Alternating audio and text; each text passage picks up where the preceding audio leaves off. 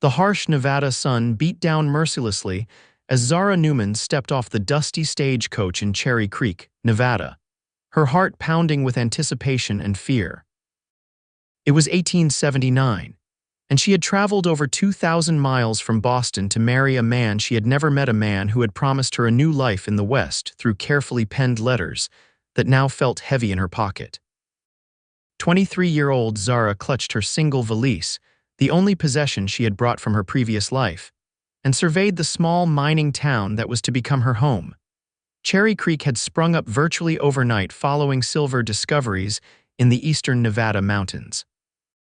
The main street was little more than a wide dirt road lined with hastily constructed wooden buildings, a general store, a saloon, a small hotel, and various businesses that served the miners and ranchers of the region. Zara brushed the dust from her traveling dress, straightened her bonnet, and took a deep breath. This was supposed to be the beginning of her new life as Mrs. Albert Haywood. "Miss Newman," a boy of about 12 approached her. "Mr. Haywood sent me to fetch you. Said to bring you to his place straight away." Relief washed over Zara. At least Albert had remembered she was arriving today. "Thank you, young man. Lead the way, please." The boy grabbed her valise without asking and started down the dusty street. "Name's Tommy." "You sure come a long way just to get married." "Indeed I have," Zara replied, struggling to keep pace with him. "Mr. Haywood and I have been corresponding for nearly 6 months. Tommy made a non-committal sound and continued walking. As they moved away from the main street toward the residential area, Zara noticed the houses growing more substantial.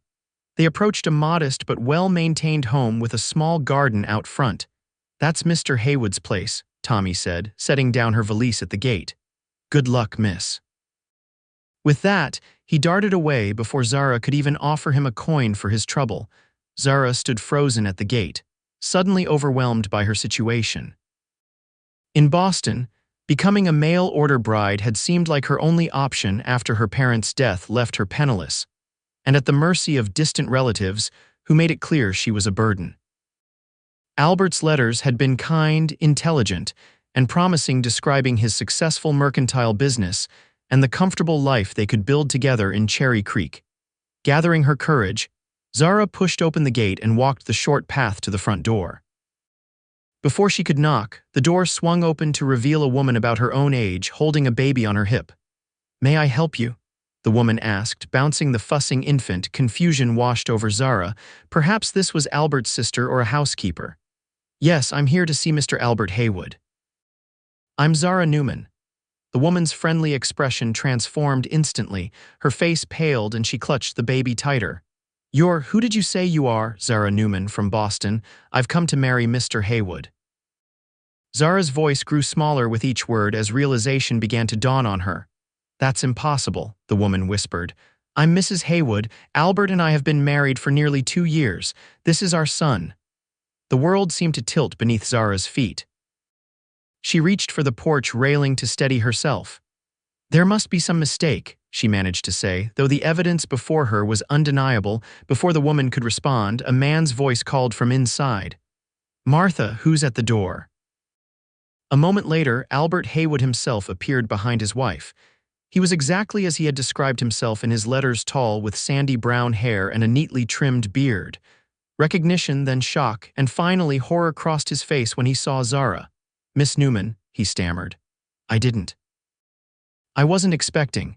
"You weren't expecting me to actually come," Zara found her voice, anger replacing shock.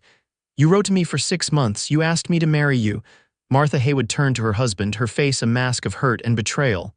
"Albert, what is she talking about?" Zara didn't wait to hear his explanation. The humiliation was too great. She turned and fled, leaving her valise behind, tears streaming down her face as she ran blindly back toward the main street. She had no money for a return ticket to Boston, no family to return to even if she could afford the journey, and now no future in Cherry Creek. She stumbled to a stop near the town's small church, collapsing onto a bench outside. What was she to do? Where could she go?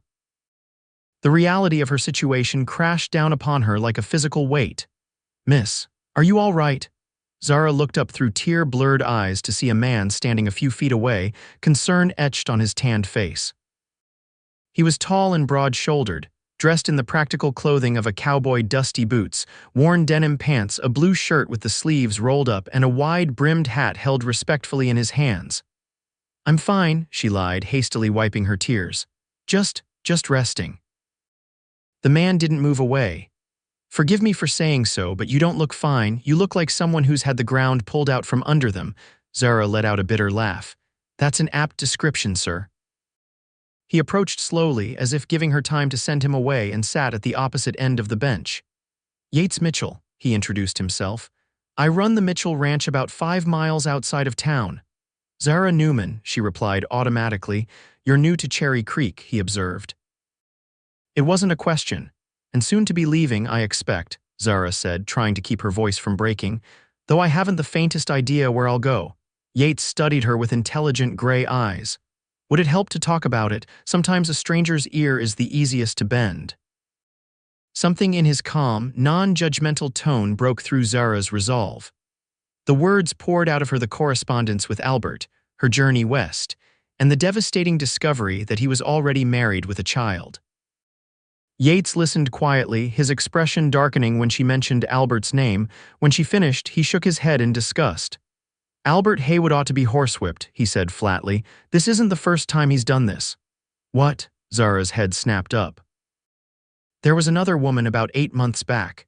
Emily, I think her name was, came from St. Louis with the same story. Haywood claimed there was some misunderstanding, that he'd ended the correspondence, but his letter must have gone astray." Yates clenched his jaw. "She left on the next stagecoach, humiliated and heartbroken." "Why would he do such a thing?" Zara whispered. "Some men enjoy the correspondence, the feeling of connection without commitment. Others—" Yates hesitated. "Others have been known to extract money from women before they make the journey." Zara flushed. "I had very little to give, but he did suggest I sell my parents' home and bring the funds for our new beginning." She shook her head. "The house barely covered my debts and the stage ticket." Yates muttered something under his breath that Zara suspected was not meant for a lady's ears. Then he seemed to come to a decision. "Miss Newman, I might have a proposition for you.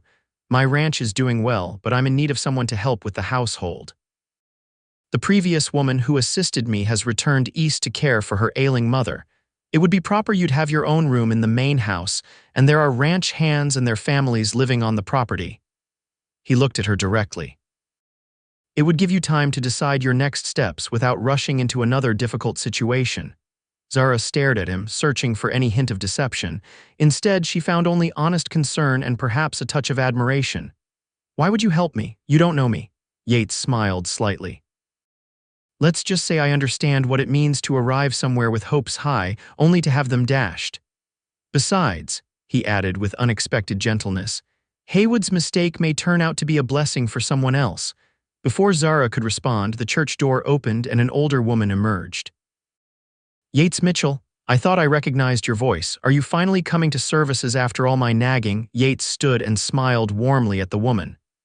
"Mrs. Parker, good afternoon. Not today, I'm afraid. I was just speaking with Miss Newman here. She's new to town." Mrs. Parker turned kind eyes to Zara. "Welcome to Cherry Creek, dear. I'm Elizabeth Parker, the minister's wife. She's had a difficult arrival," Yates explained carefully. "Albert Haywood has been up to his old tricks." Understanding immediately transformed Mrs. Parker's expression. "Oh, my dear girl. That dreadful man. Come inside at once. You must be exhausted and hungry." Zara found herself ushered into the church and through to the small attached living quarters where Reverend Parker sat reading. After quick introductions, Mrs. Parker insisted on feeding her while Yates explained his offer of employment. "It's a respectable position," Reverend Parker assured Zara. "Mitchell Ranch is one of the most successful in the territory, and Yates is a man of his word. Several families from our congregation work for him." "I wouldn't want to impose," Zara said weakly, though the prospect of immediate employment and housing was overwhelming in its relief. "It's not an imposition," Yates assured her. "It's a fair exchange. You need somewhere to stay, and I need help running the household." Mrs. Parker patted Zara's hand. "You could stay with us tonight and make your decision in the morning if you prefer." Zara looked between the kind faces surrounding her. Just hours ago, she had been full of hope for her future with Albert. Now that dream lay shattered. But perhaps there was a different path forward. I accept your offer, Mr. Mitchell, she said quietly, but I will need to retrieve my valise from Mr. Haywood's home. Yates's jaw tightened. I'll accompany you. The walk back to the Haywood residence was tense. Zara felt her stomach knotting with each step, dreading facing Albert and his wife again. Yates seemed to sense her anxiety and kept a respectful distance beside her, his presence reassuring nonetheless. When they reached the house, it was Albert himself who answered the door. His eyes widened at the sight of Yates standing beside Zara. Mitchell, he said stiffly. What brings you here? Miss Newman has come for her belongings, Yates replied, his tone carefully neutral despite the anger evident in his eyes. I trust you've kept them safe. Albert's gaze darted nervously between them. Of course, they're just inside. Martha set them in the hall. He disappeared momentarily and returned with Zara's valise. Miss Newman, I want to explain. There's nothing to explain, Haywood, Yates cut him off. Your actions speak for themselves. Albert's face reddened. This is none of your business, Mitchell. It became my business when Miss Newman accepted a position at my ranch, Yates replied evenly. Consider this matter closed unless you'd prefer the whole town to know the details. The implied threat hung in the air. Albert pressed his lips into a thin line and thrust the valise toward Zara. I never meant for things to go this far, he said lamely. Zara took her bag, standing a little straighter. No, I expect you thought I would send money and never actually arrive. Or perhaps you simply enjoyed having a woman's attention and didn't consider the consequences. She took a deep breath. I hope you realize how fortunate you are that your wife seems to be a good woman. I suggest you remember that before you write to anyone else. Without waiting for his response, she turned and walked away, Yates falling into step beside her. They were halfway down the street before she realized she was shaking.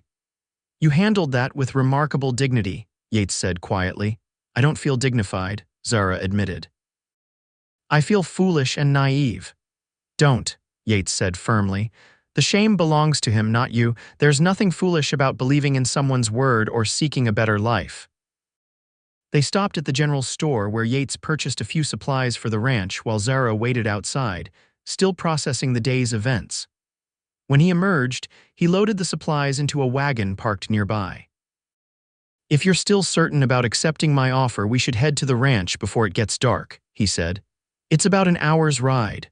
Zara hesitated only briefly before nodding. I'm certain. Yates helped her up onto the wagon seat, then climbed up beside her and took the reins. As they pulled away from Cherry Creek, Zara couldn't help looking back at the town that was supposed to be the setting of her new married life. Instead, it had become a place of heartbreak and humiliation. I know it doesn't seem like it now, Yates said, following her gaze, but sometimes the worst disappointments lead us exactly where we need to be. Zara turned to study his profile as he guided the horses out of town. You speak from experience. A shadow crossed his face. Yes, madam, I do. But that's a story for another day. As they left the town behind, the landscape opened up into a vast expanse of sagebrush and distant mountains. Despite her emotional exhaustion, Zara found herself captivated by the wild beauty around her. It was nothing like Boston with its crowded streets and brick buildings. Here, the land itself seemed alive, harsh, and unforgiving perhaps, but also majestic in its vastness. It's beautiful, she murmured. Yates glanced at her with surprise, then smiled. Most Easterners find it too barren at first. It's not barren, Zara disagreed. It's just different, honest somehow. There's nowhere to hide out here. That's a perceptive way of putting it, Yates said. The land doesn't lie, and it doesn't make promises it can't keep. It demands respect and hard work, but it rewards those who understand it. The conversation flowed easily between them as they traveled, Yates pointing out landmarks and explaining aspects of ranching that were completely foreign to Zara. She learned that Mitchell Ranch specialized in raising cattle but also kept horses, some of which Yates trained and sold to the army. What did you do in Boston? He asked as they crossed a shallow creek. I was a teacher's assistant at a girls' school, Zara replied. I taught literature and penmanship. She looked down at her hands.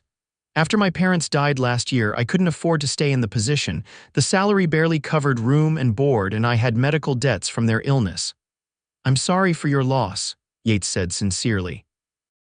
Parents leave a hole that nothing quite fills. You've lost yours as well, he nodded. My father 5 years ago, my mother when I was 12. My father built the ranch from nothing. I've done my best to honor his legacy by expanding it. As the sun began to dip toward the horizon, the wagon crested a small rise, and Mitchell Ranch came into view. Zara caught her breath. Nestled in a protected valley with a creek running through it, the ranch was far more substantial than she had imagined. The main house was a large, two-story structure built of logs and stone with a wide porch wrapping around it. Several outbuildings, barns, and corrals were arranged around it, and in the distance, she could see smaller cabins where the ranch hands presumably lived. "This is yours?" she asked, unable to hide her surprise. Yates nodded, a hint of pride in his expression. "Started with 50 acres and a dozen cattle. Now it's 3,000 acres and over 500 head. It's impressive," Zara said sincerely. "You've clearly worked hard." As they approached, several dogs came running to meet the wagon, barking excitedly. A few ranch hands called greetings to Yates, looking curiously at Zara. Yates guided the wagon to the front of the main house and set the brake. "Home sweet home," he said, jumping down. He came around to help Zara down, his hands strong and steady at her waist as he lifted her easily to the ground. The brief contact sent an unexpected flutter through her stomach, which she quickly attributed to nerves. An older woman emerged from the house, wiping her hands on her apron. "There you are, Mr. Mitchell. I was beginning to wonder if you'd decided to spend the night in town." "Got delayed, Mrs. Gunderson," Yates replied. "I'd like you to meet Miss Zara Newman. She'll be taking over as housekeeper, Mrs." Gunderson's eyebrows rose slightly, but she offered Zara a warm smile. "Welcome to Mitchell Ranch, Miss Newman. I'm Agnes Gunderson. My husband and I live in the cabin just beyond the vegetable garden. I've been helping with the household since Mrs. Bell left, but these old bones will be glad for the relief." "Thank you for the welcome," Zara replied. "I'm afraid I have much to learn about ranch life, but I'm a quick study." "I'm sure you'll do just fine," Mrs. Gunderson said. "Come inside and I'll show you to your room. You must be exhausted after your journey." The interior of the house surprised Zara again. She had expected a bachelor's Spartan quarters, but the home was well appointed and comfortable. The main floor contained a large kitchen with a dining area, a comfortable sitting room with a stone fireplace, and Yates's office. Upstairs were 4 bedrooms, one of which would be Zara's. "This was Mr. Mitchell's mother's room, Mrs. Gunderson explained as she opened the door to a pleasant corner bedroom. "It gets lovely morning light." The room was simply but tastefully furnished with a brass bed, a dresser, a washstand, and a small writing desk near the window that overlooked the ranch yard. A colorful quilt covered the bed and curtains of the same fabric framed the windows. "It's lovely," Zara said sincerely. "Get settled in," Mrs. Gunderson said. "Dinner will be ready in about an hour. Mr. Mitchell usually eats at 7. Left alone, Zara sank onto the bed and finally allowed herself to process the whirlwind of the day. That morning, she had been full of hope and anticipation, expecting to meet her future husband. Now she found herself employed as a housekeeper on a cattle ranch, in the home of a man she'd only just met. The absurdity of it made her laugh softly, though the sound held a hint of hysteria. She unpacked her meager belongings, hanging her 3 dresses in the wardrobe and placing her few personal items on the dresser. The last thing she removed from her valise was the bundle of letters from Albert Haywood. After a moment's hesitation, she crossed to the small fireplace in her room and placed them on the grate. She would ask for matches later and burn away that chapter of her life. Dinner that evening was a quiet affair with just Zara and Yates at the large kitchen table. Mrs.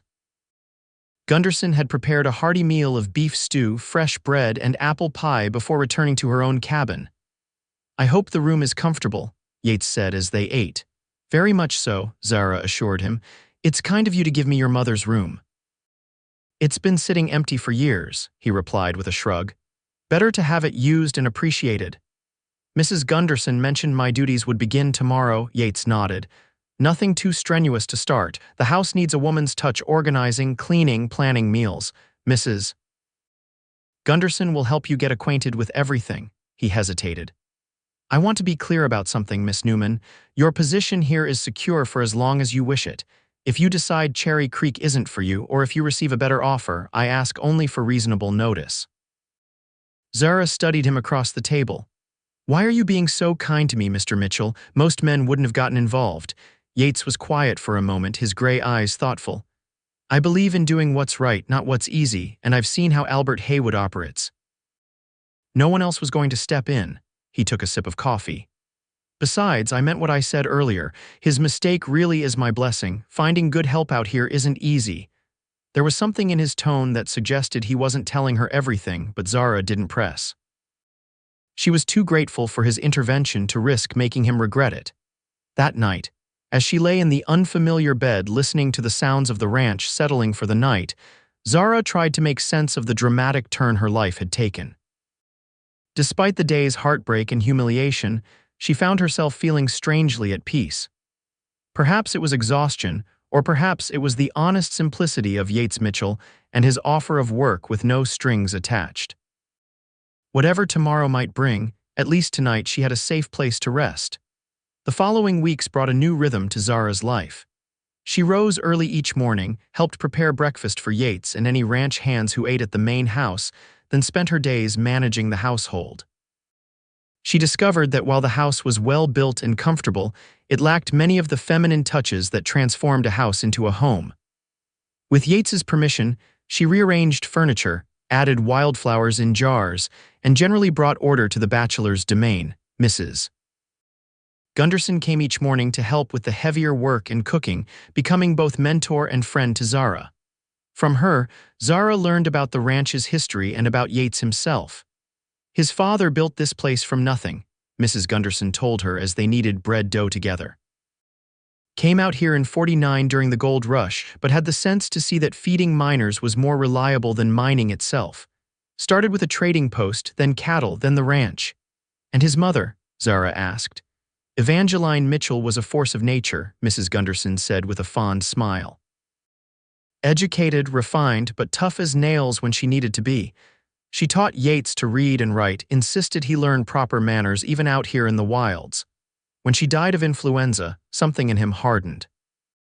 He was only 12, suddenly trying to be the man of the house with a father broken by grief." "That explains a great deal," Zara murmured, thinking of Yates's self-sufficient nature and the moments of unexpected gentility that occasionally surfaced. "There was a girl once, Mrs.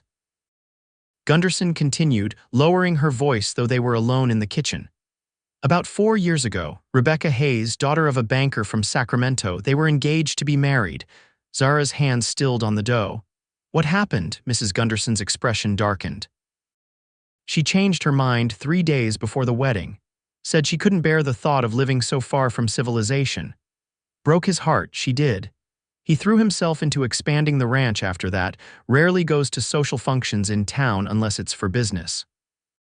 This new understanding of Yates made Zara view him with fresh eyes.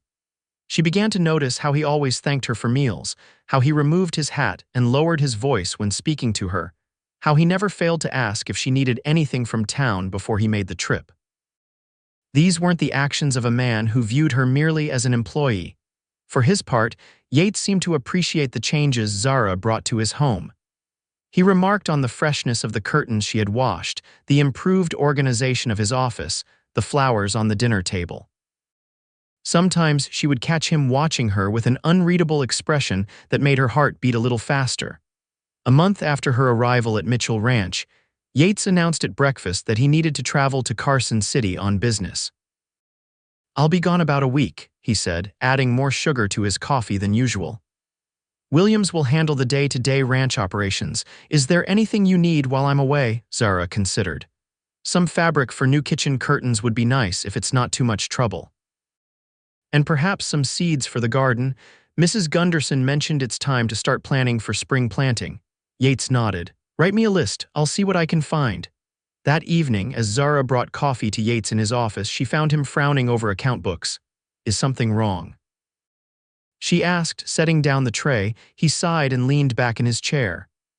"Nothing urgent. The ranch is doing well, but I'm trying to secure a contract with the Army for a regular supply of beef. It would mean more stable income, less vulnerability to market fluctuations." "That sounds sensible," Zara said, pouring coffee for them both. Yates accepted the cup with a nod of thanks. The negotiations are complex. That's the main purpose of my trip to Carson City. I'm sure you'll be successful, Zara said, surprising herself with how much she meant it. In just a month, she had developed a deep respect for Yates's intelligence and work ethic. He smiled, the expression softening his usually serious face. Your confidence is appreciated. How are you settling in, Miss Newman? Is the position what you expected? Please call me Zara, she said impulsively. And yes, the position is more than I could have hoped for. You've been very kind.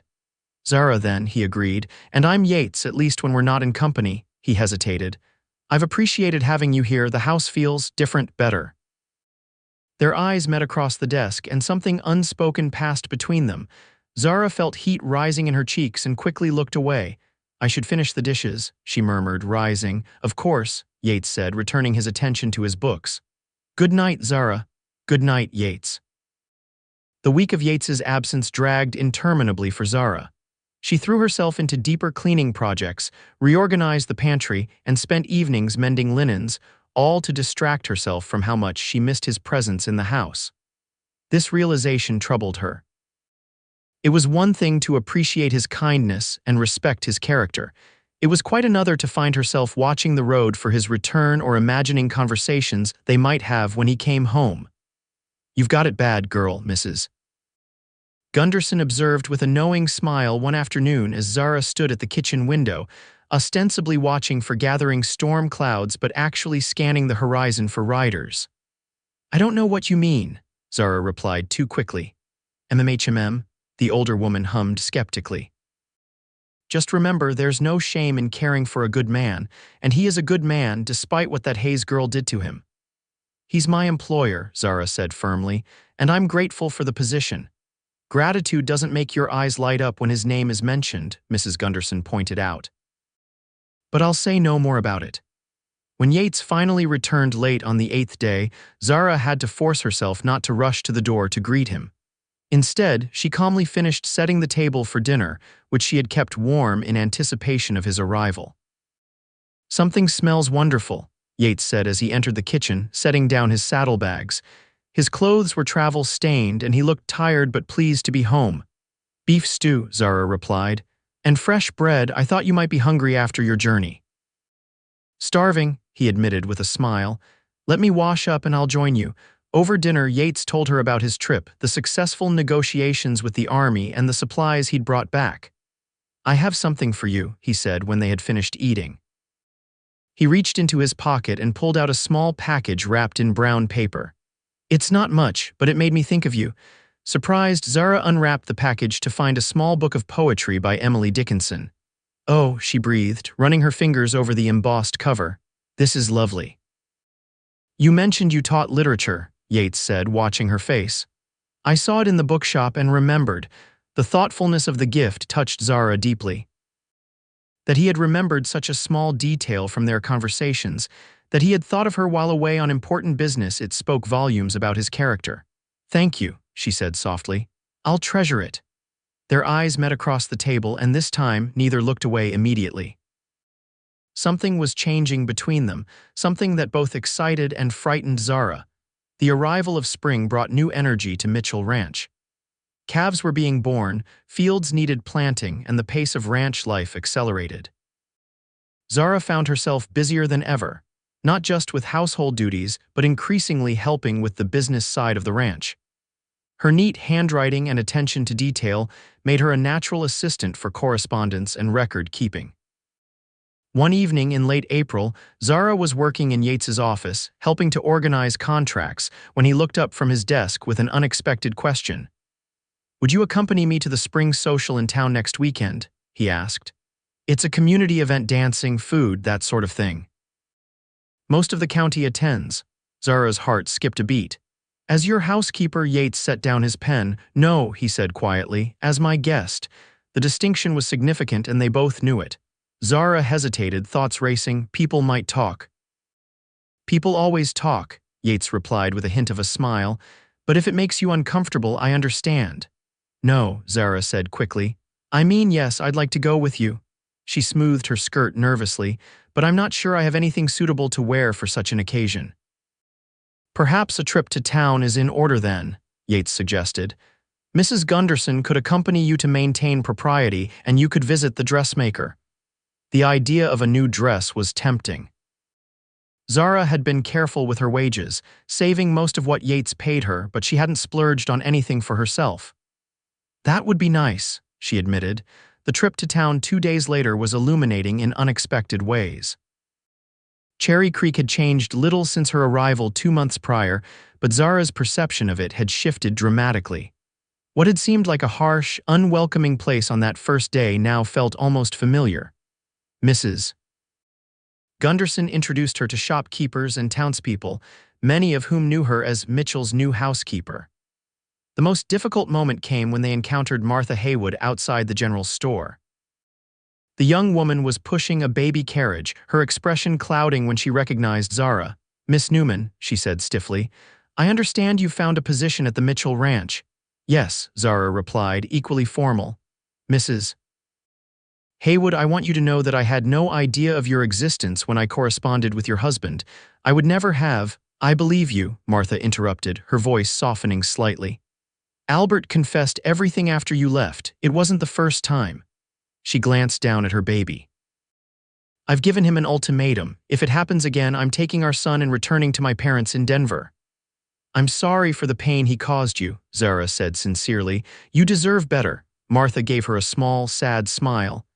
"As did you. I wish you well, Miss Newman." As Martha walked away, Mrs. Gunderson squeezed Zara's arm. "You handled that with grace, my dear. Not many would have been so kind in your position." The encounter left Zara thoughtful as they continued to the dressmaker's shop. What might have been her life if Albert had been honest? Would she have found happiness as his wife? The very idea seemed absurd now, like a half-remembered dream. At the dressmaker's, Zara selected a pattern and fabric for a new dress, a soft blue cotton with tiny white flowers scattered across it. The dressmaker promised to have it ready within the week, in time for the social. "Blue suits you," Mrs. Gunderson commented as they left the shop. "Brings out those pretty eyes of yours. Mr. Mitchell will approve, I think." "Mrs. Gunderson," Zara protested, blushing. "Oh, hush," the older woman said good-naturedly. "I've seen the way he looks at you when he thinks no one's watching, and the way you look back, for that matter." Zara couldn't deny it any longer, at least not to herself. Somewhere amid the daily routines of ranch life, amid shared meals and quiet evenings by the fire, amid discussions of books and business and the future, she had fallen in love with Yates Mitchell. The realization terrified her. She had come west once before with her heart full of hope, only to have those hopes dashed cruelly. Could she risk such vulnerability again? The night of the spring social arrived clear and mild. Zara dressed carefully in her new blue dress, arranging her hair in a more elaborate style than her usual practical bun. When she descended the stairs, Yates was waiting in the front hall, dressed in his best suit. He stared at her for a long moment, something like awe in his expression. "You look beautiful," he said simply. "Thank you," Zara replied, trying to calm the fluttering in her stomach. "You look very handsome yourself." The drive to town was filled with a new kind of tension, anticipation mixed with nervousness. Zara was acutely aware of Yates beside her on the wagon seat, of his clean scent and the occasional brush of his arm against hers as he guided the horses. The social was being held in the town hall, decorated with spring flowers and lanterns for the occasion. It seemed as though everyone in the county was there, ranchers and their families, townspeople, miners from the surrounding hills. Music from a small band filled the hall, and tables laden with food and drink lined one wall. Heads turned when Yates and Zara entered together. Though she had met many of the townspeople during her trips to Cherry Creek with Mrs. Gunderson, this was her first public appearance with Yates in a social context. The significance wasn't lost on anyone. "Mitchell," a portly man greeted them, pumping Yates's hand. "Good to see you at one of these events for a change. And who might this lovely lady be?" "Judge Parker, may I present Miss Zara Newman?" Yates said formally. "Zara, this is Judge William Parker, Cherry Creek's leading legal mind and husband to Elizabeth Parker, whom you've met." "A pleasure, Miss Newman," the judge said, bowing slightly. "My wife has spoken highly of you." As the evening progressed, Zara was introduced to dozens of people, all curious about the woman accompanying the usually solitary rancher. Most were welcoming, though Zara couldn't help noticing a few speculative glances and whispered conversations. When the band began playing a waltz, Yates turned to her. "Would you do me the honor?" he asked, extending his hand. Zara placed her hand in his. "I must warn you, it's been some time since I've danced. I'll lead carefully," he promised, and he did. Yates guided her around the floor with confident steps, his hand warm and steady at her waist. The contact was thrilling in its propriety, a socially acceptable reason to be held in his arms, to feel the strength of him as they moved together in time with the music. "People are watching us," Zara murmured, noticing the interested glances. "Let them watch," Yates replied, his eyes never leaving her face. "I'm only concerned with your opinion, Zara. Are you enjoying yourself?" "Very much," she admitted. They danced 3 more times that evening, and Zara also accepted dances with Judge Parker and a few other respectable gentlemen. During a break for refreshments, she found herself cornered by a group of women eager for gossip. "How fortunate that you found a position with Mr. Mitchell after that dreadful business with Albert Haywood," one woman said with barely disguised curiosity. "Indeed," Zara replied noncommittally. "Mr. Mitchell has been very kind." "Kind, yes," another woman said with a knowing smile. "Though it seems his kindness might have developed into something more substantial," Zara maintained her composure. "Mr. Mitchell and I have a good working relationship. He's an excellent employer." "My dear," said an older woman with an elaborate hat, "when a man looks at his employee the way Yates Mitchell has been looking at you all evening, it's a great deal more than a working relationship." Before Zara could respond, Elizabeth Parker appeared at her side. "Ladies, I believe you're monopolizing our newest resident," she said cheerfully but firmly. "Zara, dear, would you help me arrange the dessert table? I could use your eye for detail." Grateful for the rescue, Zara excused herself and followed Mrs. Parker to a quieter corner of the hall. "Thank you," she said softly. They were becoming rather direct. "Small towns run on gossip," Mrs. Parker said with a sigh. "But I didn't just rescue you for your sake. Those vultures would have picked apart every glance between you and Yates until nothing remained sacred." She patted Zara's hand. "What grows between two people needs privacy and respect to flourish, not the harsh light of public scrutiny." Zara looked at the minister's wife with surprise. "Is it that obvious? Only to those who have eyes to see," Mrs. Parker replied with a gentle smile. "And having known Yates since he was a boy, I'm particularly attuned to the changes in him. You've brought light back into his life, Zara. That's a precious gift." Later, as Yates and Zara drove home under a sky brilliant with stars, a comfortable silence settled between them. The night air was cool and Zara shivered slightly. Without comment, Yates removed his jacket and placed it around her shoulders. "Thank you for accompanying me tonight," he said after a while. "I haven't enjoyed an evening so much in years." "Neither have I," Zara admitted. "Though I think we may have provided the town with gossip for weeks to come," Yates chuckled. "Probably months," he corrected. "Cherry Creek has a long memory for such things." They fell silent again until they reached the ranch. Yates helped her down from the wagon, his hands lingering at her waist a moment longer than necessary. In the moonlight, his face was half in shadow, but Zara could feel the intensity of his gaze. "Zara," he began, then hesitated. "I hired you as my housekeeper, and you've been exceptional in that role, but I find myself hoping that perhaps, in time, you might consider." He trailed off, seeming uncharacteristically uncertain. Zara's heart pounded in her chest. "Consider what, Yates?" He took a deep breath. "A different position entirely, a permanent one as my wife." The words hung in the night air between them. Zara stared at him, speechless with surprise and hope and fear all mingled together. "I know it's sudden," Yates continued quickly. "And after what happened with Haywood, I understand if you're hesitant. But I want you to know that my feelings for you are genuine. I've never met anyone like you, someone who faces adversity with such dignity and strength, who brings beauty and order to everything she touches." He reached for her hand, holding it gently. "I'm not asking for an immediate answer, just think about it." Zara found her voice at last. "Yates, this is unexpected, is it?" he asked softly. "Haven't you felt the change between us these past months?" "Yes," she whispered. "But I was afraid to trust it, to trust myself." Yates lifted her hand and pressed a gentle kiss to her knuckles. "Take all the time you need, Zara, I'll be here." That night, Zara barely slept. Her mind raced with Yates's proposal, with the enormity of the decision before her. When she had agreed to come west as Albert's bride, she had been desperate and hopeful, clinging to a dream of security and companionship. Her feelings for Yates were entirely different, not born of desperation, but of genuine admiration, respect, and yes, love, but doubt still plagued her. Was she being foolish again? Rushing into another situation that might end in heartbreak? And what of Yates's previous engagement? Would he someday regret choosing a former mail-order bride with no fortune or connections? Sunrise found Zara at her window, watching the ranch come to life in the early morning light. Below, she could see Yates already at work, speaking with the foreman near the main corral. As if sensing her gaze, he looked up toward her window. Even at a distance, the warmth in his smile was unmistakable. He touched his hat in greeting before returning to his conversation. That simple gesture decided her. This was no desperate gamble, no leap into the unknown.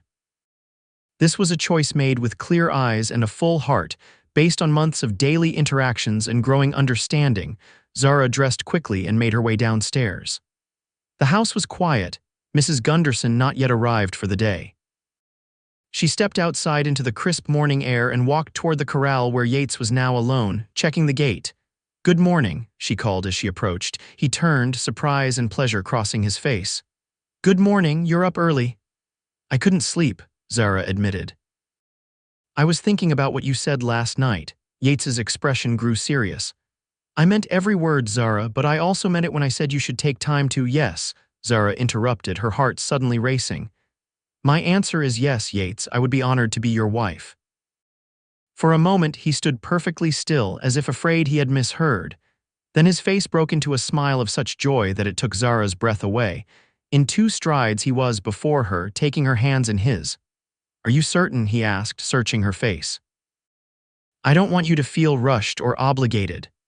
"I've never been more certain of anything," Zara replied with a smile. "We may have met through unfortunate circumstances, but I think we've both discovered that sometimes disappointments lead exactly where we need to be." Yates laughed, the sound full of happiness. "I believe I said something similar when we first met."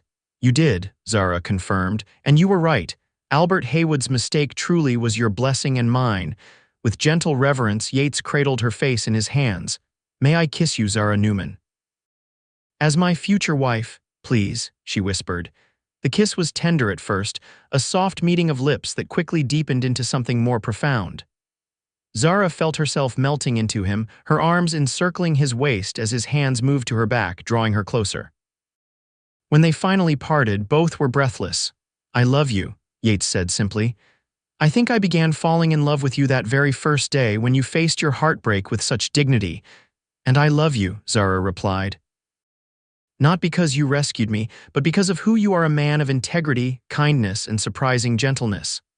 They might have stood there all morning, lost in each other, if not for the sound of Mrs. Gunderson's wagon approaching. They stepped apart, both flushed and smiling. "We should probably tell Mrs. Gunderson our news," Zara said, "though I suspect she won't be terribly surprised." Yates laughed. "That woman has been dropping hints the size of boulders for weeks." He offered Zara his arm. "Shall we greet her together, future Mrs. Mitchell?" Zara slipped her hand through his arm, marveling at how right it felt to be at his side. "Lead the way, Mr. Mitchell." News of their engagement spread quickly through Cherry Creek and the surrounding county. Most responses were congratulatory, though Zara detected a few raised eyebrows at the speed of their courtship. She found she cared little for others' opinions. What mattered was the growing bond between her and Yates, the deepening understanding and respect that made their love feel both exciting and secure. They planned a June wedding, simple but proper, to be held at the church in Cherry Creek with Reverend Parker officiating. In the weeks leading up to the ceremony, Zara continued her duties as housekeeper while also preparing for her new role as Yates's wife and partner in running the ranch. 2 days before the wedding, Zara was in town with Mrs. Gunderson, collecting the last few items for her trousseau when she encountered Albert Haywood outside the bank. It was the first time she had seen him since that devastating day of her arrival. "Miss Newman," he said, removing his hat. His face showed discomfort and something like shame. Or soon to be Mrs. Mitchell, I understand. Congratulations. Thank you, Zara replied coolly. Albert shifted awkwardly. I owe you an apology. What I did was unforgivable. I've been working to make amends, to be a better husband to Martha. Zara studied him, surprised by the apparent sincerity in his expression. I hope for her sake that's true, Mr. Haywood, he nodded. It is, and I wanted to thank you in a way. Your arrival forced me to confront the kind of man I was becoming. I didn't like what I saw. He glanced toward the general store where Martha waited with their child. I almost lost everything that truly matters.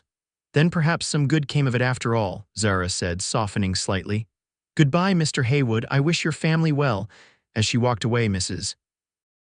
Gunderson at her side, Zara felt a weight lifting that she hadn't even realized she still carried. The hurt and humiliation of her arrival in Cherry Creek no longer stung.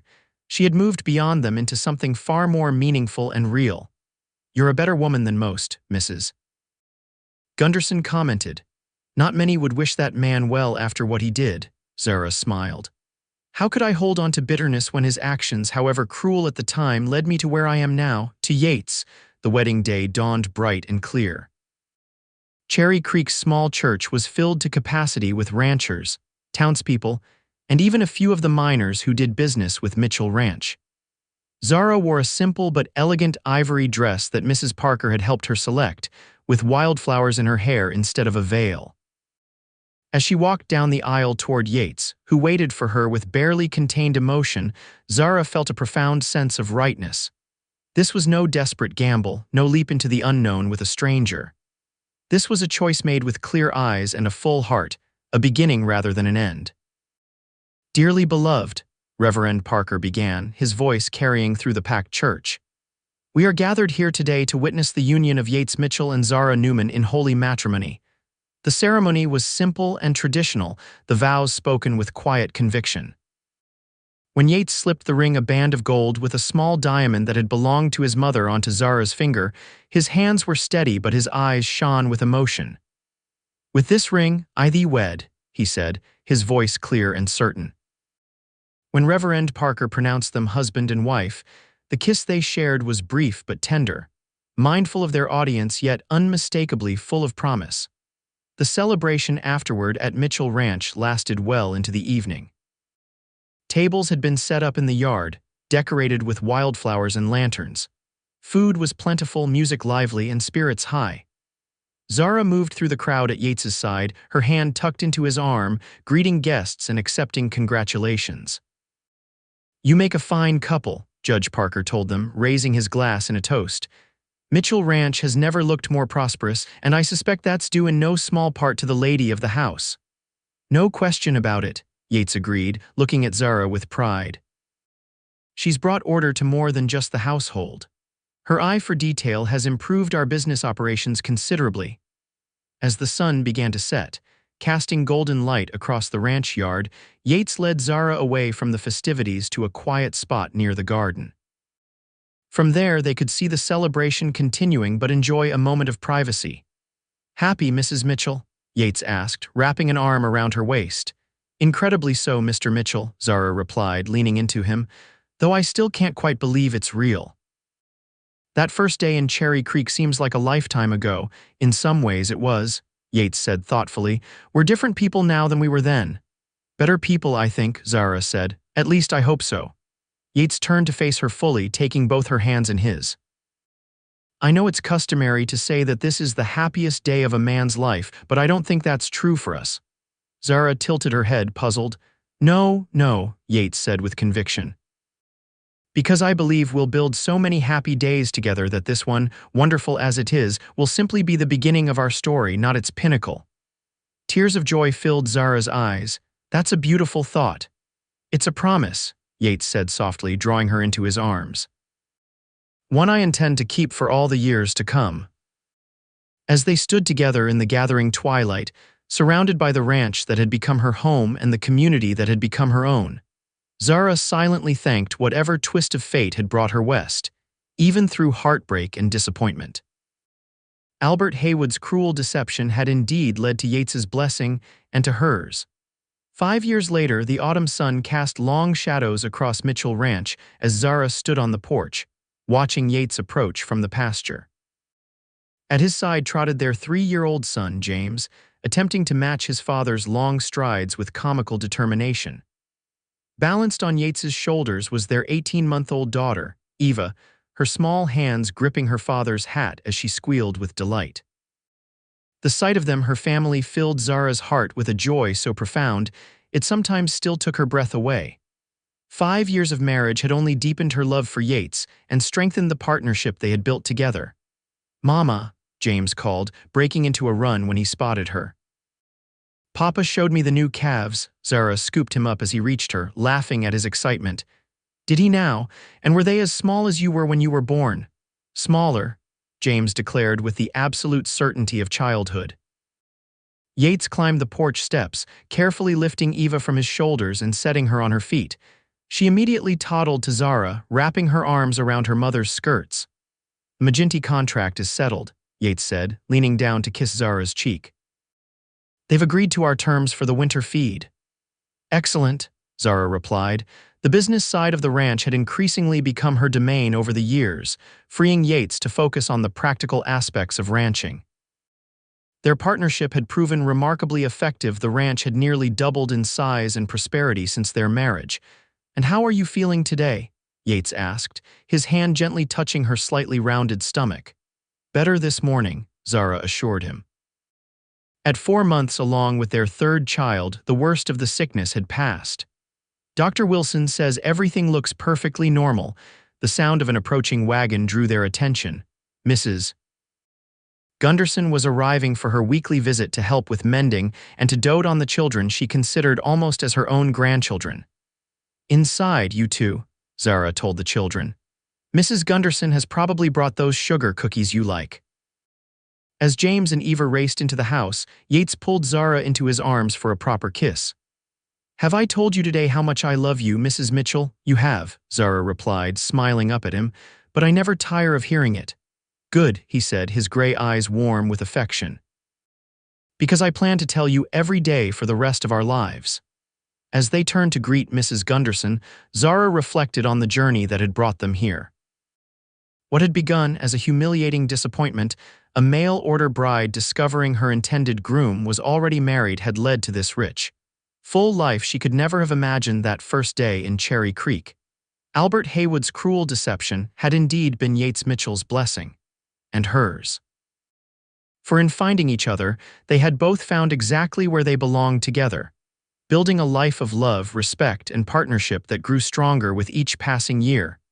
In the distance, the sun was setting over the Nevada mountains, painting the sky in brilliant hues of gold and pink.